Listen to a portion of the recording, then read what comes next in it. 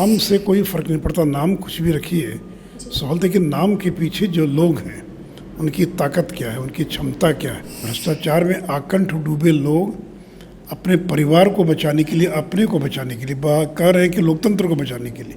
तो ऐसा लगता है कि लालू यादव ये लोग नाराज़ होकर, और फिर इनको ये भी उम्मीद थी कि उनके नाम को प्रोजेक्ट किया जा सकता है, तो ये कोई सामान्य बात नहीं है। नमस्कार, हमारा नाम है समरीन और आपने देखना शुरू कर दिया है लाइव सिटीज। देखिए, लोकसभा चुनाव की अब ये लड़ाई एनडीए बनाम इंडिया हो गई है। आपको मालूम है कि अब यूपीए ने अपना नाम बदलकर इंडिया रख दिया है, जिसके बाद अब सवाल ये है कि आखिर कौन किस पर भारी पड़ जाएगा। तो आइए आज हम इसी मौजू पर बातचीत करेंगे और हमारे साथ बातचीत के लिए मौजूद हैं बीजेपी के दिग्गज नेता सुशील मोदी जी। सबसे पहले बहुत शुक्रिया बात करने के लिए। तो सबसे पहले तो ये बताइए कि ये नाम कैसा लगा और ये नाम रखने के पीछे की क्या वजह हो सकती है? देखिए, नाम से कुछ थोड़ी होता है। आप नाम रख लीजिए राम सिंह, इसका मतलब राम थोड़ी हो गया। तो नाम से कोई फ़र्क नहीं पड़ता, नाम कुछ भी रखिए। सवाल है कि नाम के पीछे जो लोग हैं उनकी ताकत क्या है, उनकी क्षमता क्या है। तो क्या ये बंगाल में समझौता कर पाएंगे? अभी तो पंचायत का चुनाव हुआ, इस पंचायत चुनाव में 2 दर्जन से ज़्यादा कांग्रेस सीपीएम के लोगों की और टीएमसी के गुंडों ने हत्या कर दी। क्या ये केरल में समझौता कर पाएंगे?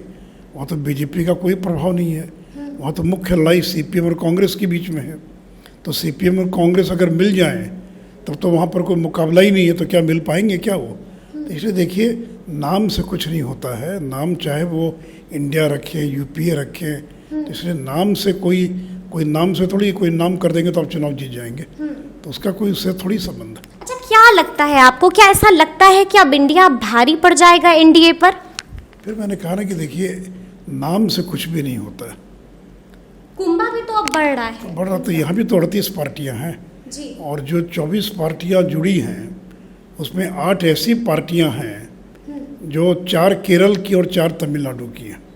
पिछले बार 16 पार्टियाँ थी, इस बार 25 या 26 पार्टियाँ। तो इसमें 8 पार्टी तमिलनाडु और केरल की है, जहाँ बीजेपी का कोई प्रभाव नहीं है। तो वहाँ पर 10 पार्टी भी आ जाए तो बीजेपी के सेहत पर क्या असर पड़ेगा? सवाल कि यूपी से कोई पार्टी है क्या, मध्य प्रदेश से कोई है क्या, राजस्थान से है क्या, कोई गुजरात से है क्या, जब बीजेपी का प्रभाव है। तो 8 पार्टी तो आपने केवल संख्या जोड़ने के लिए आपने जोड़ दिया संख्या।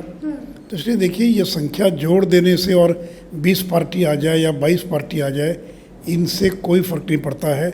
आप चेहरा बदल लीजिए, नाम बदल लीजिए, तो नाम बदलने से थोड़ी कोई जो है और कोई फ़र्क पड़ जाता। लोग तो उसके पीछे कौन है, उसके पीछे तो वही नीतीश कुमार, वही लालू यादव, वही तेजस्वी यादव, यही लोग तो हैं। ये लोग तो नहीं बदल गए, इसलिए नाम बदलने से थोड़ी कोई लोग बदल जाते हैं। अच्छा, जैसा कि हमने देखा कि विपक्षी एकता की बैठक अब तो समाप्त हो गई है, लेकिन जब प्रेस कॉन्फ्रेंस हुई तो हमने देखा कि ना तो प्रेस कॉन्फ्रेंस में सीएम नीतीश मौजूद थे, ना लालू यादव थे और ना ही तेजस्वी यादव थे। क्या लगता है, कुछ अंदर में बात बनी नहीं क्या? नहीं, देखिए, कहा जा रहा है कि फ़्लाइट लेट हो रही थी, वे चार्टर फ्लाइट से गए। चार्टर फ्लाइट तो जब आप उड़ना चाहे उड़ सकते हैं, सारे लोग तो चार्टर फ्लाइट से आए थे। हम लोग को लगता है कि उनको जो कन्वीनर नहीं बनाया गया, इसकी कहीं ना कहीं नाराज़गी है। उनको उस बैठक में जो महत्व मिलना चाहिए था, उनके खिलाफ में वो पोस्टर लगे हुए थे। कांग्रेस के द्वारा भी जो पोस्टर वहाँ लगाए गए इस कॉन्फ्रेंस के लिए, वो पोस्टर में भी उनका कहीं नामो निशान नहीं था। तो ऐसा लगता है कि लालू यादव ये लोग नाराज़ होकर, फिर इनको ये भी उम्मीद थी कि उनके नाम को प्रोजेक्ट किया जा सकता है। तो ये कोई सामान्य बात नहीं है, क्योंकि प्रेस कॉन्फ्रेंस मीटिंग का एक हिस्सा था। पिछले बार अरविंद केजरीवाल छोड़कर चले गए, इस बार नीतीश कुमार छोड़कर चले गए। तो इसलिए हम लोग को लगता है कि चूंकि उनको कन्वीनर नहीं बनाया गया, या जो इनको सम्मान की उम्मीद थी वो सम्मान नहीं मिला, इसलिए छोड़कर चले गए। तो एक आखिरी सवाल आपसे ये जानना चाहेंगे कि हमने देखा था कि जब पहली बैठक हुई थी उसके बाद डबल झटका लगा था। पहला तो हमने देखा कि एनसीपी में टूट हो गई, दूसरा हमने देखा कि तेजस्वी यादव पर चार्जशीट हो गई थी।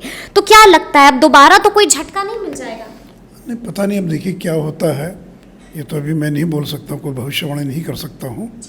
लेकिन जो लोग इकट्ठा हुए हैं, जो आज प्रधानमंत्री जी ने भी अपने भाषण में कहा कि भ्रष्टाचार में आकंठ डूबे लोग अपने परिवार को बचाने के लिए, अपने को बचाने के लिए कह रहे हैं कि लोकतंत्र को बचाने के लिए, लेकिन बचाने का प्रयास हो रहा है, अपने परिवार को बचाना, और भ्रष्टाचार से जुड़े जो मुकदमे उन पर हो रहे हैं उनसे बचने के लिए वो इकट्ठा हो रहे हैं। वो ऐसी सरकार चाहते हैं जो उनको इन मुकदमों से बरी कर दे, इसी के लिए लोग एकजुट हो रहे हैं।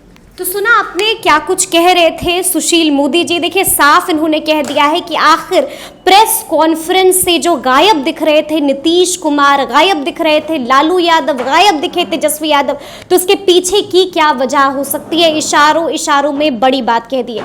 तो ये पूरी बातचीत आपको कैसी लगी कमेंट करके हमें ज़रूर बताइएगा। तो इस तरह के तमाम अपडेट्स के लिए ऐसे ही हमारे साथ बने रहिएगा और देखते रहिएगा लाइव सिटी। शुक्रिया।